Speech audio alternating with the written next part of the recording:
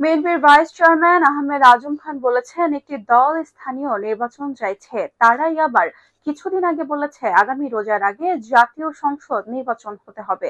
যারা জাতীয় সংসদ নির্বাচনকে প্রলম্বিত করতে চায় তারা 5 আগস্টের গণঅভ্যুত্থানের সঙ্গে বেইমানি করার চেষ্টা করছে। আজ শনিবার দুপুরে টাঙ্গাইলের বাসাইলে সাংবাদিকদের সঙ্গে আলাপকালে আহমেদ আজম এসব বলেন।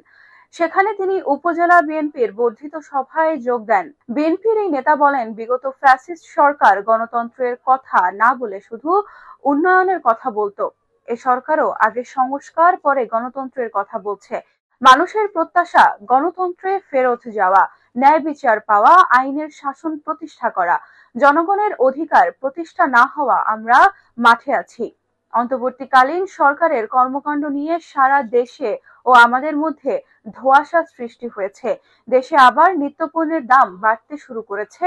উল্লেখ করে আহমেদ আজম বলেন, অর্থনীতিতে আন্তর্জাতিক রেটিং কমে যাচ্ছে, বিদেশি বিনিয়োগ অনেক কমে যাচ্ছে, দেশীয় বিনিয়োগ শূন্যের কোঠায়। আবার আমরা অর্থনৈতিক সংকটের দিকে অগ্রসর হচ্ছি।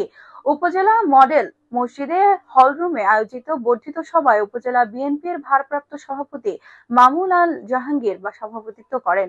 এতে জেলা বিএনপির সভাপতি হাসানুজ্জামিল শাহীন, সাধারণ সম্পাদক ফরহাদ ইকবাল, সাবেক যুগ্ম সম্পাদক আবুল কাশেম, উপজেলা বিএনপির সাধারণ সম্পাদক নুরনবী আবু হায়াত খান নবু, পৌর বিএনপির সভাপতি আখতারুজ্জামান তুহিন, সাধারণ সম্পাদক আবুল কালাম আজাদ পিন্টু প্রমুখ বক্তব্য দেন।